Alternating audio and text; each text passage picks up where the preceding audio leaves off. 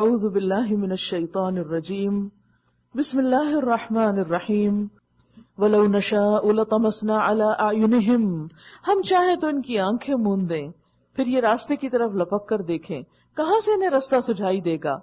ہم چاہیں تو انہیں ان کی جگہ پر ہی اس طرح مسک کر کے رکھ دیں کہ یہ نہ آگے چل سکیں نہ پیچھے پلٹ سکیں۔ پمپائی کی تصویریں آپ نے دیکھی ہوں گی جو پیرش نیشنز میں بکس میں استعمال ہوئی ہیں۔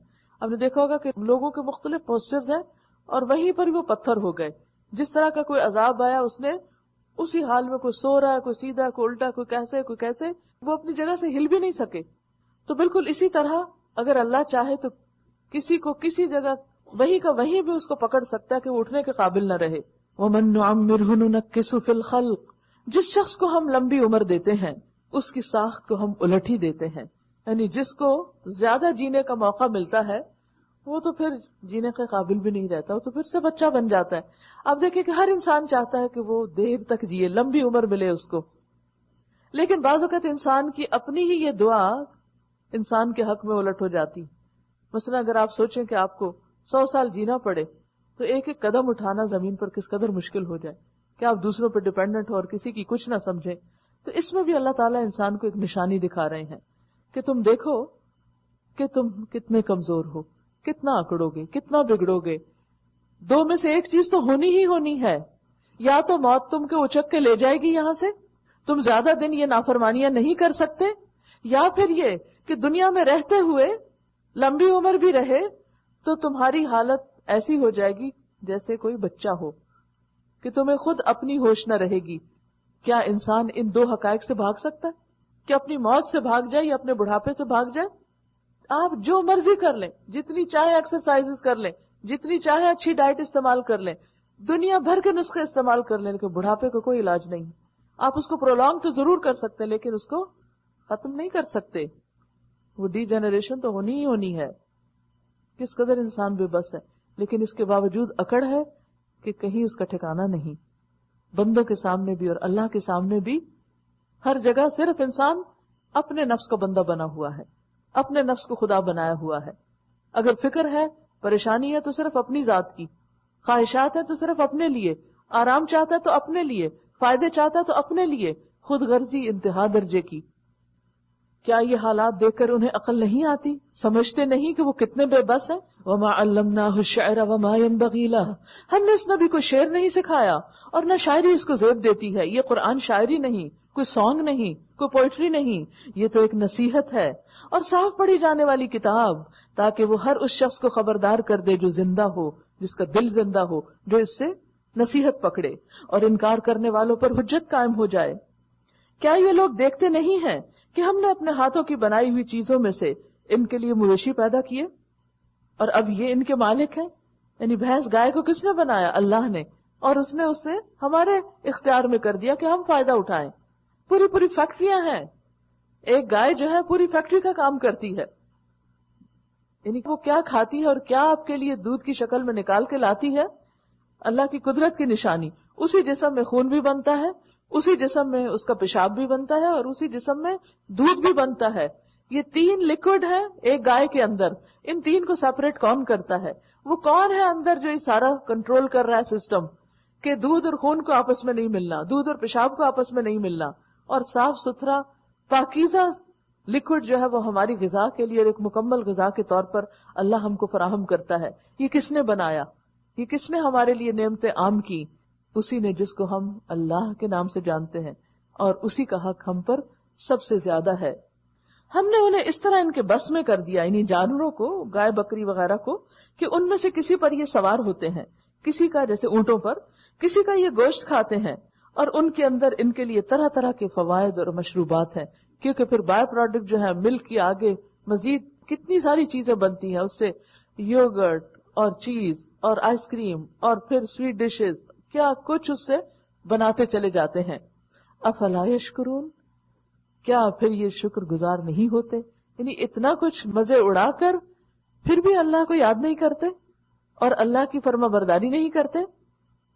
یہ سب کچھ ہوتے ہوئے انہوں نے اللہ کے سوا دوسرے خدا بنا لیے، لیتے سب کچھ اللہ سے ہیں اور ان کی ساری دلچسپیاں اللہ کے علاوہ دوسری مخلوق کے لیے۔ اور یہ امید رکھتے ہیں کہ ان کی مدد کی جائے گی. وہ ان کی کوئی مدد نہیں کر سکتے، بلکہ یہ لوگ الٹے ان کے لیے حاضر باش لشکر بنے ہوئے ہیں. یعنی جھوٹے معبود تو خود اپنی سیوا ان سے کرواتے ہیں، اپنی خدمت کرواتے ہیں. اچھا، جو باتیں یہ بنا رہے ہیں وہ تمہیں رنجیدہ نہ کریں، غمگین نہ کریں. ان کی چھپی اور کھلی سب باتوں کو ہم جانتے ہیں.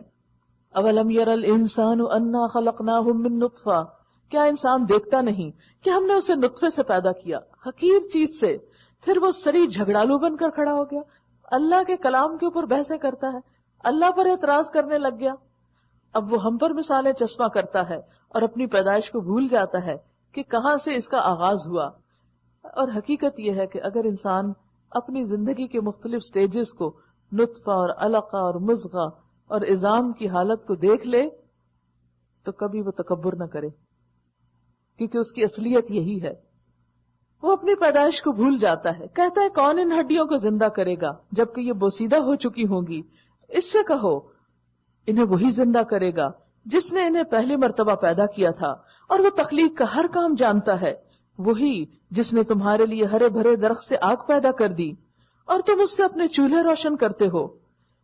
یعنی درختوں کے اندر آگ، پہلے زمانے میں ماچس کی تیلیوں کی فیکٹریاں نہیں ہوتی تھی اور لوگ مختلف پتھروں کو ٹکرا کے آگ بناتے، یا پھر عربوں کے ہاں افار اور مرخ نامی 2 درخت ہوتے تھے، ان کی ٹہنیاں جو سرسبز ہوتی تھی، ان ٹہنیوں کو ایک کے اوپر ایک مارتے اور اس سے آگ نکل آتی تھی اور یہ اپنا کام چلاتے تھے جنگلوں میں. وہ جس نے زمینوں اور آسمانوں کو پیدا کیا، کیا وہ اس پر قادر نہیں کہ ان جیسوں کو پیدا کر سکے؟ جو ہری ڈالیوں سے آگ بنا سکتا ہے وہ مرنے کے بعد انسان کو دوبارہ نہیں جگا سکتا؟ کیوں نہیں، جبکہ وہ ماہر خلاق ہے. وہ تو جب کسی چیز کا ارادہ کرتا ہے تو اس کا کام بس یہ ہے کہ اسے حکم دے کہ ہو جا، اور وہ ہو جاتی ہے، کن، اور وہ ہو گئی، ڈن. پاک ہے وہ جس کے ہاتھ میں ہر چیز کا مکمل اقتدار ہے. فسبحان الذی بیدہ ملکوت کل شیء وإلیہ ترجعون، اور اسی کی طرف تم پلٹائے جاؤ گے. سورۃ الصافات. بسم اللہ الرحمن الرحیم. والصافات صفا فالزاجرات زجرا فالتالیات ذکرا ان الہکم لواحد. قطار در قطار صف باندھنے والوں کی قسم، مراد ہے فرشتے جو بہت ڈسپلنڈ ہیں. پھر ان کی قسم جو ڈانٹنے پھٹکارنے والے ہیں، یعنی جب وہ عذاب لاتے ہیں. پھر ان کی قسم جو کلام نصیحت سنانے والے ہیں جب وہ وحی لاتے ہیں. تمہارا رب، تمہارا معبود، معبود حقیقی بس ایک ہی ہے.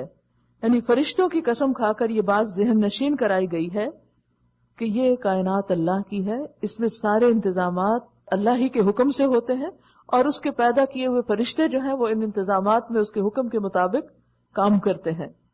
وہ جو زمین اور آسمانوں کا اور ان تمام چیزوں کا مالک ہے جو زمین اور آسمان میں ہیں، اور سارے مشرقوں کا مالک، رب المشارق. بہت سے مشرق، اس لیے کہ ہر روز سورج ایک نئی جگہ سے نکلتا ہے، اور مشرق کہتے ہیں اس جگہ کو جہاں سے سورج طلوع ہوتا ہے. ہم نے آسمانی دنیا کو تاروں کی زینت سے آراستہ کیا ہے اور ہر شیطان سرکش سے اس کو محفوظ کر دیا. یہ شیاطین ملائے اعلیٰ کی باتیں سن نہیں سکتے، یعنی فرشتے جو آپس میں باتیں کرتے ہیں یہ شیطان وہاں تک نہیں پہنچ سکتے. ہر طرف سے مارے اور ہانکے جاتے ہیں، اور ان کے لیے پہم عذاب ہے. تاہم اگر ان میں سے کوئی کچھ لے اڑے تو ایک تیز شعلہ اس کا پیچھا کرتا ہے. اب ان سے پوچھو ان کی پیدائش زیادہ مشکل ہے یا ان چیزوں کی جو ہم نے پیدا کر رکھی ہیں؟ ان کو تو ہم نے لیس دار گارے سے پیدا کیا، یعنی مٹی کو جب گیلا کر کے رکھا گیا اور اس میں سڑان پیدا ہوئی، اس سے انسان کو بنایا گیا. تم اللہ کی قدرت کے کرشموں پہ حیران ہو اور یہ اس کا مذاق اڑا رہے ہیں. یعنی کچھ لوگ ہیں کہ جو اللہ کی قدرت کی نشانیاں دیکھتے ہیں تو تعجب کرتے ہیں، اللہ کو پہچانتے ہیں، اور کچھ لوگ انہی باتوں پہ ہنسنا شروع کر دیتے ہیں. اب نادان وہی ہے جو دوسرا معاملہ کرے. سمجھایا جاتا ہے تو سمجھ کے نہیں دیتے، کوئی نشانی دیکھتے ہیں تو اسے ٹھٹھوں میں اڑاتے ہیں اور کہتے ہیں کہ یہ تو سری جادو ہے. انسان صرف اس چیز کا مذاق اڑاتا ہے جس کو وہ حقیر سمجھتا ہے. تو جن لوگوں کے نزدیک اللہ کا کلام کوئی حیثیت نہیں رکھتا وہی پھر ایسی باتیں سن کر ہنسنا شروع کر دیتے ہیں. لیکن حقیقت یہ ہے کہ ایسے ہنسنے والے خود نادان ہیں اور کہتے ہیں یہ سری جادو ہے. بھلا کہیں ایسا ہو سکتا ہے کہ جب ہم مر چکے ہوں اور مٹی بن جائیں اور ہڈیوں کا پنجر رہ جائیں، اس وقت ہم پھر زندہ کر کے اٹھا کھڑے کیے جائیں؟ اور کیا ہمارے اگلے وقتوں کے آباء و اجداد بھی اٹھائے جائیں گے؟ پھر اور ہنستے ہیں کہ کیا ہمارے باپ دادا جو صدیوں سے مرے پڑے ہیں ان کو بھی اٹھایا جائے گا قبروں سے؟ ان سے کہو ہاں، اور تم خدا کے مقابلے میں بے بس ہو، بس ایک ہی جھڑکی ہوگی اور یکا یکی اپنی آنکھوں سے وہ سب کچھ جس کی خبر دی جا رہی ہے دیکھ رہے ہوں گے، یعنی ان کی آنکھوں کے سامنے یہ سب کچھ ہوگا۔ اس وقت یہ کہیں گے ہائے ہماری کم بختی، یہ تو یوم الجزا ہے، یعنی قیامت ان کے سامنے آ جائے گی، یہ وہی فیصلے کا دن ہے جسے تم جھٹلایا کرتے تھے۔ حکم ہوگا گھیر لاؤ سب ظالموں اور ان کے ساتھیوں کو، یعنی انسان اپنے ساتھیوں اور دوستوں اور اپنے گروپ کے ساتھ اللہ کے حضور حاضر ہوگا، اور ان معبودوں کو جن کی وہ خدا کو چھوڑ کر بندگی کیا کرتے تھے، پھر ان سب کو جہنم کا راستہ دکھاؤ اور ذرا انہیں ٹھہراؤ، ان سے کچھ پوچھنا ہے۔ کیا ہو گیا ہے تم کو؟ اب ایک دوسرے کی مدد کیوں نہیں کرتے؟ ارے آج تو یہ اپنے آپ کو ایک دوسرے کو حوالے کیے دے رہے ہیں، یعنی اپنے آپ کو بھی اور دوسروں کو بھی اللہ کے حوالے کر رہے ہیں۔ اس کے بعد یہ ایک دوسرے کی طرف مڑیں گے اور باہم تکرار شروع کر دیں گے۔ پیروی کرنے والے اپنے پیروکاروں سے کہیں گے ہم تمہارے پاس سیدھے رخ سے آتے تھے، وہ جواب دیں گے نہیں، بلکہ تم خود ایمان لانے والے نہ تھے، ہمارا تم پر کوئی زور نہ تھا، تم خود ہی سرکش لوگ تھے، آخر کار ہم اپنے رب کے اس فرمان کے مستحق ہو گئے کہ ہم عذاب کا مزہ چکھنے والے ہیں، سو ہم نے تم کو بہکایا، ہم خود بھی بہکے ہوئے تھے۔ فَإِنَّهُمْ يَوْمَئِذٍ فِي الْعَذَابِ مُشْتَرِكُونَ، اس طرح وہ سب اس روز عذاب میں اکٹھے ہو جائیں گے، بہکنے والے بہکانے والے سب کے سب۔ ہم مجرموں کے ساتھ یہی سلوک کرتے ہیں۔ یہ وہ لوگ تھے کہ جب ان سے کہا جاتا تھا اللہ کے سوا کوئی معبود برحق نہیں تو یہ گھمنڈ میں آ جاتے تھے اور کہتے تھے کیا ہم ایک شاعر مجنون کی خاطر اپنے معبودوں کو چھوڑ دیں؟ حالانکہ وہ حق لے کر آیا تھا، یعنی پروفٹ، اور اس نے رسولوں کی تصدیق کی۔ اب ان سے کہا جائے گا کہ تم لازماً دردناک سزا کا مزہ چکھنے والے ہو، اور تمہیں جو بدلہ بھی دیا جا رہا ہے انہی اعمال کا دیا جا رہا ہے جو تم کرتے رہے ہو، مگر اللہ کے چنے ہوئے بندے وہ اس انجام سے محفوظ ہوں گے۔ ان کے لیے جانا بوجھا رزق ہے، ہر طرح کی لذیذ چیزیں اور نعمت بھری جنتیں جن میں وہ عزت کے ساتھ رکھے جائیں گے، تختوں پر آمنے سامنے بیٹھیں گے، شراب کے چشموں سے ساغر بھر بھر کر ان کے درمیان پھرائے جائیں گے، چمکتی ہوئی شراب جو پینے والوں کے لیے لذت ہوگی، نہ ان کے جسم کو اس سے کوئی نقصان ہوگا اور نہ ان کی عقل اس سے خراب ہوگی، اور ان کے پاس نگاہیں بچانے والی خوبصورت آنکھوں والی عورتیں ہوں گی، ایسی نازک جیسے انڈے کے چھلکے کے نیچے چھپی ہوئی جھلی۔ یہ جنت کی عورتوں کی خوبی بیان کی جا رہی ہے کہ وہ کیسی ہوں گی، کہ جو اپنی نگاہیں بچانے والی ہیں۔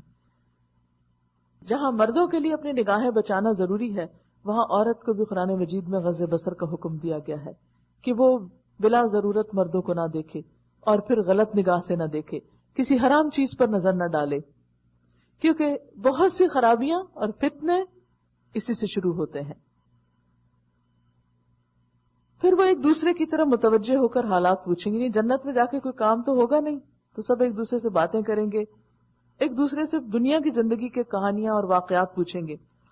ان میں سے ایک اپنی کہانی بتائے گا کہ دنیا میں میرا ایک کلیگ تھا، میرا ایک ساتھ بیٹھنے والا تھا جو مجھ سے کہا کرتا تھا تم بھی تصدیق کرنے والوں میں سے ہو۔ آپ دیکھیں جیسے آپ یہاں پر ورک پلیس پہ ہوتے ہیں، کوئی مسلم ہے، کوئی نان مسلم ہے، کوئی آخرت کو مانتا ہے، کوئی نہیں مانتا، تو ہو سکتا ہے کہ آپ سے کبھی کسی نے یہ سوال پوچھا ہو کہ ڈو یو بلیو ان آخرہ، تم بھی مانتے ہو، واقعی تمہیں یقین ہے کہ مرنے کے بعد دوبارہ اٹھیں گے؟ کیا تم بھی تصدیق کرنے والوں میں سے ہو؟ کیا واقعی جب ہم مر چکے ہوں گے اور مٹی ہو جائیں گے اور ہڈیوں کا پنجر بن کر رہ جائیں گے تو ہمیں جزا اور سزا دی جائے گی؟ اب کیا آپ لوگ دیکھنا چاہتے ہیں کہ وہ صاحب ہیں کہاں، وہ جو دنیا میں تمہارے ساتھ بیٹھتا تھا، نیکسٹ ٹو یو، تمہارے ہی آفس میں، اور آخرت کو مانتا نہیں تھا اور تمہارے ایمان لانے کا مذاق اڑاتا تھا، دیکھنا چاہو گے وہ ہے کہاں اس وقت؟ یہ کہہ کر جو ہی وہ جھکے گا دیکھے گا تو وہ جہنم کی گہرائی میں اس کو دیکھ لے گا۔ یعنی اس کا مطلب یہ ہے کہ وہاں ایک دوسرے کو لوگ دکھائے جائیں گے کہ کون کہاں ہے۔ جب بھی کوئی یہ چاہے گا کہ اسے پتا چلے کہ فلاں کہاں پہنچا تو بس ایک صرف طلب کرنے کی دیر ہوگی، فوراً سین سامنے لے آ جائے گا۔ اب تو آپ دیکھیے کہ ہم اپنی اسکرین پر بھی بہت سی چیزیں ریموٹ کنٹرول کے ذریعے کنٹرول کرتے ہیں، تو اللہ کا تو سارا سسٹم بہت ہی سوفسٹیکیٹڈ ہوگا۔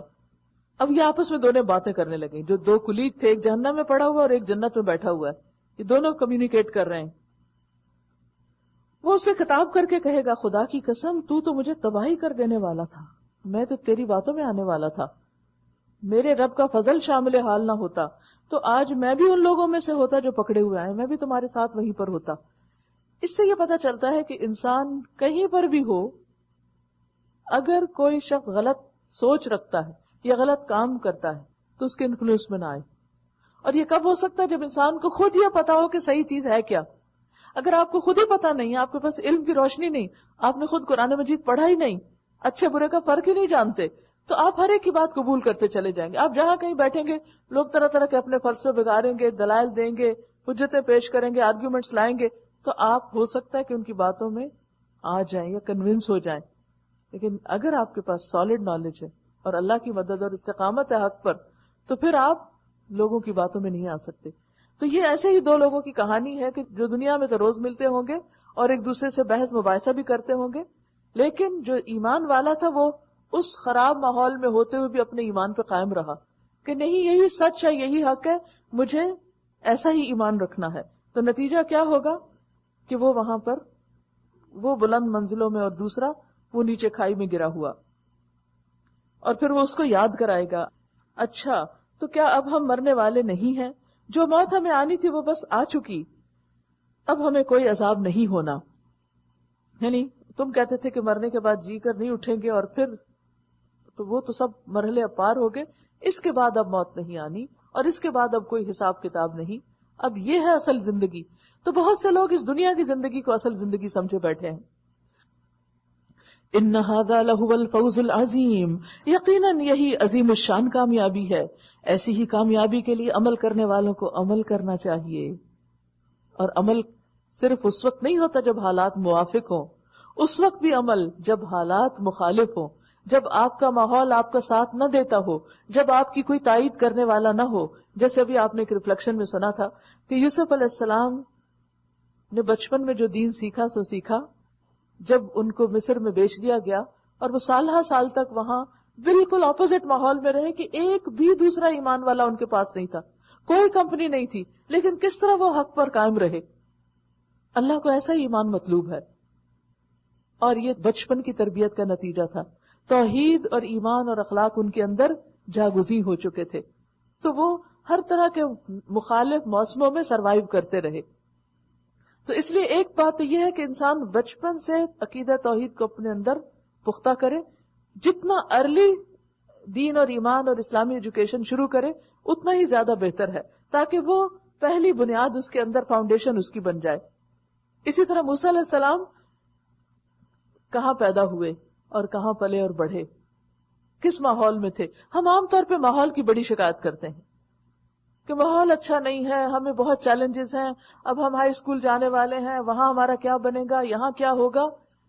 یہ باتیں سب کہنے کی ہیں، اصل ایمان انسان کے اندر ہوتا ہے. وہی بات دوبارہ یہاں ذہن میں لائیں کہ ہمارا سینٹر آف لائف کیا ہے. اگر ہم اپنے نیوکلیس سے، اپنے زندگی کے محور اور مرکز کے ساتھ مضبوط تعلق رکھتے ہیں، no matter where and what, کچھ بھی ہوتا ہے آس پاس، ہم اس کو مضبوط تھامے ہوئے، وَاعْتَصِمُوا بِحَبْلِ اللَّهِ جَمِيعًا، پھر ہمیں کوئی چیز ہلا نہیں سکتی اللہ کے اذن سے. لیکن اگر ہم نے کسی چیز کو پکڑا ہی نہیں ہے تو ایک بھی ہوا کا جھونکا کافی ہے گرانے اور پھینکنے کو اور بھٹکانے کو. فرمایا یہی عظیم الشان کامیابی ہے. ایسی ہی کامیابی کے لیے عمل کرنے والوں کو عمل کرنا چاہیے. بولو یہ ضیافت اچھی ہے یا زقوم کا درخت؟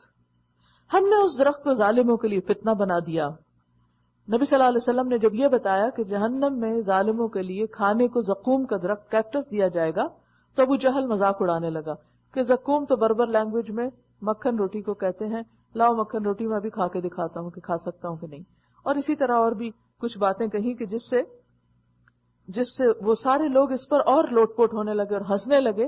تو اس طرح وہ قرآن کے کچھ الفاظ اور کانسیپٹس کو لے کے مذاق اڑاتے تھے. تو کہا کہ یہ تو ہم نے ان کے لیے فتنہ بنا دیا ہے. وہ ایک درخت ہے جو جہنم کی تہ سے نکلتا ہے، اس کے شگوفے ایسے ہیں جیسے شیطانوں کے سر. جہنم کے لوگ اسے کھائیں گے اور اسے سے پیٹ بھریں گے، کیونکہ بھوک تو لگے گی وہاں بھی. پھر اس پر پینے کے لیے ان کو کھولتا ہوا پانی ملے گا، ابلتا ہوا. اس کے بعد ان کی واپسی اسی آتش دوزخ کی طرف ہوگی، یعنی آگ کی طرف ہوگی۔ یہ ہیں وہ لوگ جنہوں نے اپنے باپ دادا کو گمراہ پایا اور انہی کے نقش قدم پر دوڑے چلے۔ حالانکہ ان سے پہلے بہت سے لوگ گمراہ ہو چکے تھے اور ان میں ہم نے تنبیہ کرنے والے رسول بھیجے تھے۔ اب دیکھ لو کہ ان تنبیہ کیے جانے والوں کا انجام کیا ہوا۔ اس بد انجامی سے بس اللہ کے وہی بندے بچے ہیں جنہیں اس نے اپنے لیے خالص کر لیا ہے۔ ہم نے اس سے پہلے نوح کو پکارا تھا علیہ السلام، تو دیکھو کہ ہم کیسے اچھے جواب دینے والے تھے۔ اب یہاں سے کچھ انبیاء کے واقعات کوئکلی بیان ہوں گے کہ جس سے یہ پتہ چلتا ہے کہ اللہ تعالیٰ بہت قریب ہے، مجیب ہے، دعاؤں کا سننے والا ہے۔ جب بندہ اپنے رب کو پکارتا ہے تو بہترین طریقے سے اس کا جواب دیتا ہے۔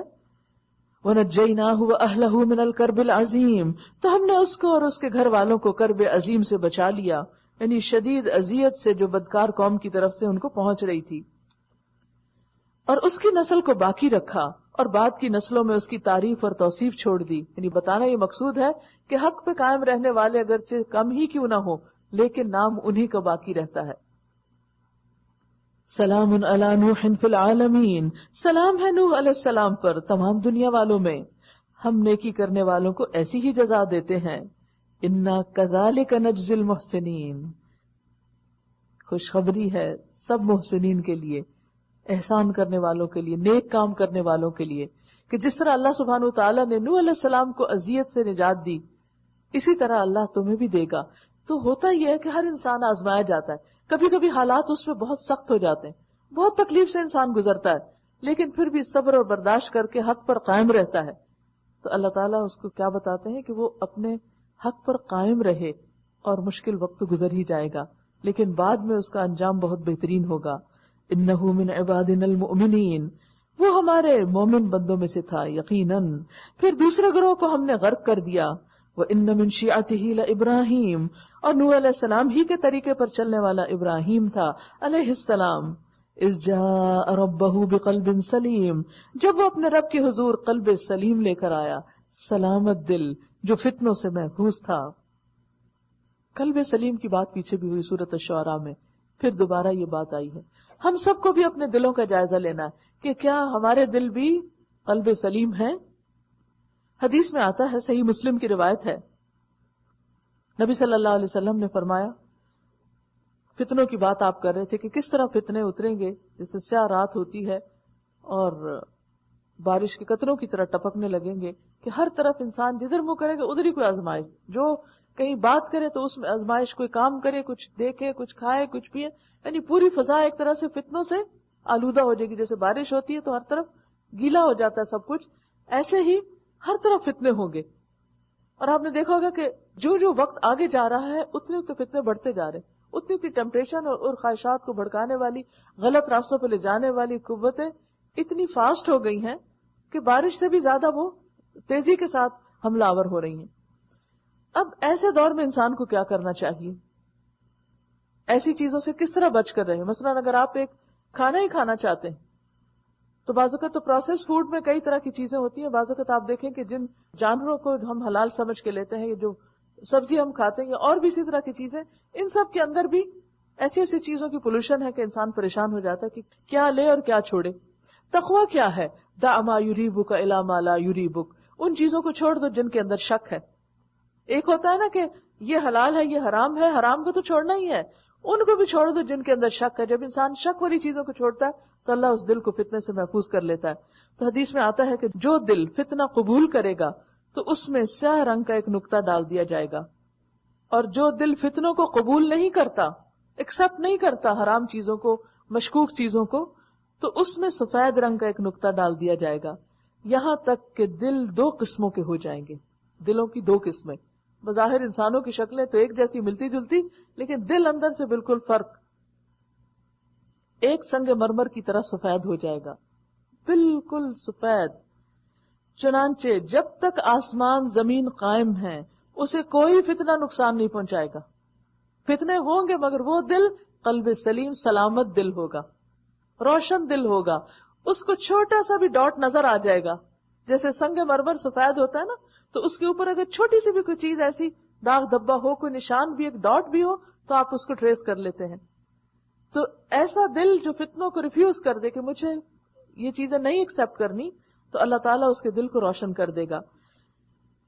اور دوسرا مٹیالے رنگ جیسا سیاہ، اوندھے برتن کی مانند ہو جائے گا. جیسے ہنڈیا پکا کے آپ دیکھیں گے اس کے پیچھے کالک ہو جاتے ہیں. جیسے مثلا آپ کا پین ہوتا ہے تو پین کا جو باہر والا حصہ ہوتا ہے وہ عام طور پہ کالا ہو جاتا ہے. تو کہا اس طرح کا کالا. ایسا دل نہ کسی اچھی بات کو اچھا اور نہ کسی بری بات کو برا سمجھتا ہے.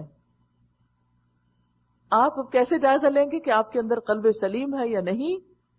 تو اس معیار پہ دیکھیں کہ کیا میرا دل اچھی بات کو قبول کرتا ہے اور کیا میرا دل بری بات کو برا سمجھتا ہے. اگر ایسا ہے تو آپ کو اللہ نے قلب سلیم دے دیا ہے، آپ کا دل سلامت ہے، فتنوں سے محفوظ ہے. اور اگر آپ کے اندر اچھائی، برائی، نیکی، بدی، اس چیز کی کوئی پہچان ہی نہیں ہے اور سبھی چیزیں اچھی ہیں، برابر ہیں، کچھ بھی ہے ٹھیک ہے بس، تو پھر یاد رکھیے کہ دل مشکل میں گرفتار ہے. اور پھر فرمایا کہ فتنوں والا دل کیسا ہوتا ہے؟ وہ تو بس ان چیزوں کو قبول کرے گا جو اس کی خواہشات کے مطابق اس میں سما جائیں گی. پھر انسان موڈ کا غلام ہو جاتا ہے، دل کا غلام ہو جاتا ہے، بس صرف وہ کرتا ہے جو اس کا دل چاہتا ہے. دل نہ چاہے تو بڑے سے بڑا نیک کام اس کے سامنے رکھا ہوا ہو اور وہ کر بھی سکتا، وہ نہیں کرتا. ایسا نہیں کہ اس کے لیے مشکل ہوتا ہے، پر کیوں نہیں کرتا؟ دل ہی نہیں، موڈ ہی نہیں، مرضی نہیں. کیونکہ وہ شخص صرف خواہشات پہ چلتا ہے، صرف ڈیزائرز کو فالو کرنا چاہتا ہے، صرف ان چیزوں کے پیچھے جاتا ہے کہ جس میں بس فن، انجوائمنٹ، لذت، مزہ، اور بس زندگی کا مقصد ہی یہی بن کے رہ جاتا ہے. پھر تو ابراہیم علیہ السلام کی خوبی کیا بیان ہوئی کہ اذ جاء ربہ بقلب سلیم، وہ قلب سلیم لے کر آئے. اپنے رب کے پاس آئیں گے تو دل روشن کے ساتھ. جب اس نے اپنے باپ اور اپنی قوم سے کہا یہ کیا چیزیں ہیں جن کی تم عبادت کر رہے ہو؟ کیا اللہ کو چھوڑ کر جھوٹ گھڑے ہوئے معبود چاہتے ہو؟ آخر اللہ رب العالمین کے بارے میں تمہارا کیا گمان ہے؟ پھر اس نے تاروں پر ایک نظر ڈالی اور کہا میری طبیعت خراب ہے. چنانچہ وہ لوگ اسے چھوڑ کر چلے گئے. ان کے پیچھے وہ چپکے سے ان کے معبودوں کے مندر میں گھس گیا اور بولا آپ لوگ کھاتے کیوں نہیں؟ کیا ہو گیا؟ آپ لوگ بولتے بھی نہیں؟ اس کے بعد وہ ان پر پل پڑا اور سیدھے ہاتھ سے خوب ضربیں لگائیں. واپس آ کر وہ لوگ بھاگے بھاگے اس کے پاس آئے. اس نے کہا کیا تم اپنی ہی تراشی ہوئی چیزوں کو پوچھتے ہو؟ یعنی ابراہیم علیہ السلام نے کہا حالانکہ اللہ ہی نے تم کو بھی پیدا کیا اور ان چیزوں کو بھی جو تم بناتے ہو. انہوں نے آپس میں کہا اس کے لیے ایک آگ کا الاؤ تیار کرو اور اسے دہتی آگ کے ڈھیر میں پھینک دو. انہوں نے اس کے خلاف ایک کاروائی کرنا چاہی مگر ہم نے انہی کو نیچے دکھا دیا. پیچھے پڑ چکے ہیں کہ اللہ تعالیٰ نے فرمایا کہ یا نار کونی بردن وسلاما علی ابراہیم، کہ آگ ٹھنڈی ہو جا اور سلامتی بن جائے ابراہیم کے لیے. ابراہیم علیہ السلام نے کہا میں اپنے رب کی طرف جاتا ہوں، وہی میری رہنمائی کرے گا. اے پروردگار مجھے ایک بیٹا عطا کر جو صالحوں میں سے ہو، نیک ہو. کیونکہ ساری قوم نے ان کو چھوڑ دیا، ماں باپ نے چھوڑ دیا، صرف ان کے بھتیجے حضرت لوط ایمان لائے ان پر اور حضرت سارہ، باقی لوگ ان سے سب چھٹ گئے. آپ یہ دیکھیے کہ کتنے سچے ہوں گے ابراہیم علیہ السلام اور کتنے حق کے اوپر پکے کہ اس کی وجہ سے انہیں ہر چیز سے الگ کر دیا گیا، لیکن اس پر بھی وہ پریشان نہیں ہوئے. انہوں نے پھر اپنے رب سے دعا کی کہ اللہ باقی سب تو چلے گئے، اب تو مجھے نیک اولاد دے. اس دعا کے جواب میں ہم نے اس کو ایک حلیم بردبار لڑکے کی بشارت دی. وہ لڑکا جب اس کے ساتھ دوڑ دھوپ کرنے کی عمر کو پہنچ گیا تو ایک روز ابراہیم نے اس سے کہا بیٹا میں خواب میں دیکھتا ہوں کہ میں تجھے ذبح کر رہا ہوں، اسماعیل علیہ السلام، اب تو بتا تیرا کیا خیال ہے؟ اس نے کہا ابا جان آپ کو جو حکم دیا جا رہا ہے اسے کر ڈالیے. ایسی ہوتی ہے نیک اولاد، فرما بردار اولاد. لیکن اتنی فرما بردار اولاد کب؟ جب ابراہیم علیہ السلام خود انتہائی فرما بردار تھے اپنے رب کے. اذ قال له ربه اسلم قال اسلمت لرب العالمین، بغیر کسی ہچکچاہٹ کے، بغیر کسی رکاوٹ کے فوراً اللہ کے آگے جھک گئے. تو اللہ سبحانہ وتعالیٰ نے ان کی قربانیوں کا صلہ ان کو اتنی نیک اولاد کی شکل میں دیا کہ وہ کہتے ہیں کہ اللہ کا حکم ہے کہ آپ مجھے ذبح کر ڈالیں، آپ کر لیجیے. آپ دیکھیے کہ آج کی اولاد اگر آپ ان کو ذبح تو کیا، اگر یہ کہیں کہ تھوڑا وقت نکال کے کوئی قرآن پڑھ لو، کوئی نماز پڑھ لو، تو وہ اسے ذبح ہونے سے کم نہیں سمجھتے. اور اس پہ راضی نہیں ہوتے. اسی لیے اقبال نے کہا تھا نا، یہ مکتب کی کرامت تھی یا فیضان نظر، سکھائے کس نے اسماعیل کو آداب فرزندی. وہ تو ان کو چھوڑ آئے تھے صحرا میں، کس نے ان کو یہ ادب، تمیز، مینرز اور یہ سب چیزیں سکھا دی تھی؟ کس ماں کی گود میں تھے جس نے اللہ کے حکم کے مطابق اس چھوٹے بچے کے ساتھ صحرا میں ویرانے میں رہنا قبول کر لیا تھا کہ اگر میرے رب کی یہ مرضی ہے تو میں یہاں بھی راضی ہوں. اتنی اطاعت اور اتنی قناعت اور اتنی فرما برداری کیا آج کی کسی عورت میں بھی پائی جاتی ہے کہ ذرا اس کی مرضی کے خلاف کوئی چیز ہو اور اس کو وہ ایکسپٹ کر لے کہ ہاں اللہ کے لیے ہے تو ٹھیک ہے، میرے لیے ایکسپٹیبل ہے.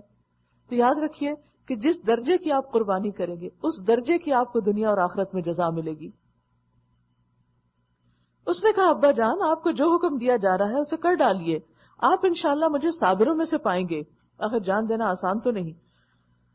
آخر جب ان دونوں نے سر تسلیم خم کر دیا اور ابراہیم نے بیٹے کو ماتھے کے بل گرا دیا اور ہم نے آواز دی، اے ابراہیم تو نے خواب سچ کر دکھایا، ہم نیکی کرنے والوں کو ایسی ہی جزا دیا کرتے ہیں.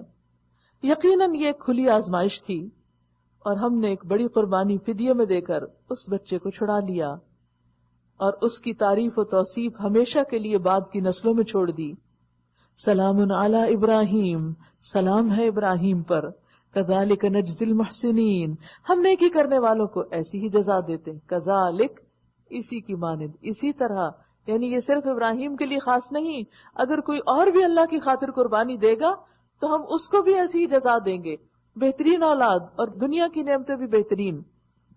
یقیناً وہ ہمارے مومن بندوں میں سے تھا اور ہم نے اسے اسحاق کی بشارت دی، ایک نبی صالحین میں سے، اور اسے اور اسحاق کو برکت دی. اب ان دونوں کی ذریت میں سے کوئی محسن ہے اور کوئی اپنے نفس پر سری ظلم کرنے والا ہے، یعنی بنو اسرائیل اور بنو اسماعیل ان دونوں ہی کی اولاد میں سے ہیں.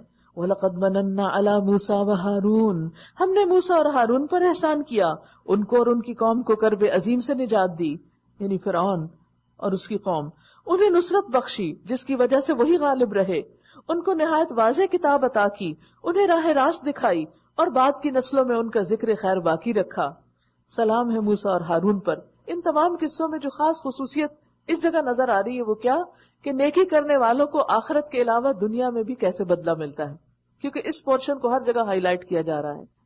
بعد کی نسلوں میں ان کا ذکر خیر باقی رکھا. سلام ہے موسیٰ اور ہارون پر، اور سب پر سلام بھیجا جا رہا ہے اور اللہ سبحانہ وتعالیٰ کی طرف سے. ہم نیکی کرنے والوں کو ایسی ہی جزا دیتے ہیں، در حقیقت وہ ہمارے مومن بندوں میں سے تھے. اور الیاس بھی یقیناً مرسلین میں سے تھا، رسولوں میں سے. یاد کرو جب اس نے اپنی قوم سے کہا تھا، تم لوگ ڈرتے نہیں ہو؟ کیا تم بال کو پکارتے ہو اور احسن الخالقین کو چھوڑ دیتے ہو؟ اس اللہ کو بھول جاتے ہو جو تمہارا اور تمہارے اگلے پچھلے آباء و اجداد کا رب ہے، یعنی اللہ کو بھول جاتے ہو. مگر انہوں نے اس کو جھٹلا دیا، سو اب یقیناً وہ سزا کے لیے پیش کیے جانے والے ہیں. الیاس علیہ السلام حضرت ہارون کی اولاد میں سے تھے، بجز ان بندگان خدا کے جن کو خالص کر لیا گیا تھا، اور الیاس کا ذکر خیر ہم نے بعد کی نسلوں میں باقی رکھا. سلام ہے الیاس پر، ہم نیکی کرنے والوں کو ایسی ہی جزا دیتے ہیں. پھر آپ دیکھ رہے ہیں کہ پھر ان کی احسانات کا بدلہ بہترین نیکی کی شکل میں. اس میں دراصل ایک بہت بڑی زبردست موٹیویشن اور انکریجمنٹ ہے کہ بندو اگر اللہ کے لیے کچھ بھی قربانی کرو گے، کوئی بھی تکلیف سہو گے، کوئی بھی نیکی کرو گے اور خالص اللہ کے لیے کرو گے تو وہ ضرور قدردانی کرے گا. اور جیسے آج کے لیسن کے آغاز میں بھی ہم نے یہ بات کہی تھی کہ انسان اصل نیکی کرتا ہی اس وقت ہے جب وہ سارے بندوں سے اوپر اٹھ کے ان کے رویوں اور ان کے ری ایکشن سے اوپر اٹھ کے نیکی کرتا ہے. بس آپ کسی کے ساتھ احسان کرتے اور اس کو مانتا ہی نہیں، اور آپ پھر بھی کرتے ہیں چاہے وہ نہ مانے. آپ کسی کے ساتھ اچھا سلوک کرتے وہ شکریہ ادا نہیں کرتا، آپ پھر بھی کرتے ہیں کیونکہ آپ نے نہ اس کے ساتھ احسان اس کی خاطر کیا اور نہ اس کے ساتھ احسان اس کے بدلے میں کیا، بلکہ یہ سب کچھ آپ نے اپنے رب کے لیے کیا، نہ کسی تعریف کے لیے، نہ شکریہ کے لیے، نہ جزا کے لیے، نہ بدلے کے لیے. اور اس میں اس بے نیازی میں اتنا لطف ہے، اتنا سکون ہے، اتنی راحت اور خوشی ہے کہ انسان کو پھر کسی بھی کام میں رکاوٹ نہیں ہوتی، اس کے نیکی کے راستے آسان ہو جاتے. وہ جو کچھ کرنا چاہتا ہے کرتا چلا جاتا ہے کیونکہ اسے معلوم ہے جس کے لیے کر رہا ہے وہ قدردان ہے، اور اس کو یہ ہمیشہ بات یاد رہتی، انا کذالک نجزی المحسنین، اللہ احسان کرنے والوں کا احسان ضائع نہیں کرے گا، وہ اس کی ضرور جزا دے گا، آخرت میں تو دے گا ہی دنیا میں بھی دے گا. سو اب یقیناً وہ سزا کے لیے پیش کیے جانے والے ہیں، یعنی جنہوں نے جھٹلایا، بجز ان بندگان خدا کے جن کو خالص کر لیا گیا تھا. اور الیاس کا ذکر خیر ہم نے بعد کی نسلوں میں باقی رکھا. سلام ہے الیاس پر، ہم نیکی کرنے والوں کو ایسی ہی جزا دیتے ہیں. واقعی وہ ہمارے مومن بندوں میں سے تھا. اور لوط علیہ السلام، وہ بھی انہی لوگوں میں سے تھا جو رسول بنا کر بھیجے گئے تھے. یاد کرو جب ہم نے اس کو اور اس کے سب گھر والوں کو نجات دی، سوائے ایک بڑھیا کے جو پیچھے رہ جانے والوں میں سے تھی، پھر باقی سب کو تہس نہس کر دیا. آج تم شب و روز ان کے اجڑے دیار پر سے گزرتے ہو، کیا تم کو عقل نہیں آتی؟ اور یقیناً یونس بھی رسولوں میں سے تھا. یاد کرو جب کہ وہ ایک بھری ہوئی کشتی کی طرف بھاگ نکلا، پھر قرآن اندازی میں شریک ہوا اور اس میں مات کھائی. آخر کار مچھلی نے اسے نگل لیا اور وہ اپنے آپ پر نادم تھے اپنے اس عمل پر. آپ سب جانتے ہیں یونس علیہ السلام کا قصہ کہ جب قوم نے بہت ستایا تو اللہ کا حکم آنے سے پہلے وہ خود ہجرت کر گئے، خود چھوڑ کے چلے گئے. تو پھر ایک سمندر کے کنارے پہنچے اور وہاں کشتی میں بیٹھے. کشتی ڈوبنے لگی تو قرآن اندازی ہوئی کہ ایک شخص کو باہر پھینک دیا جائے تو سب کی جان بچ جائے گی. قرآن ان کے نام نکلا، لہٰذا انہی کو سمندر میں پھینکا گیا. جو ہی پھینکا گیا ایک بڑی مچھلی نے آ کے ان کو نگلا اور سمندر کی تہوں میں جا کے چھپ گئی.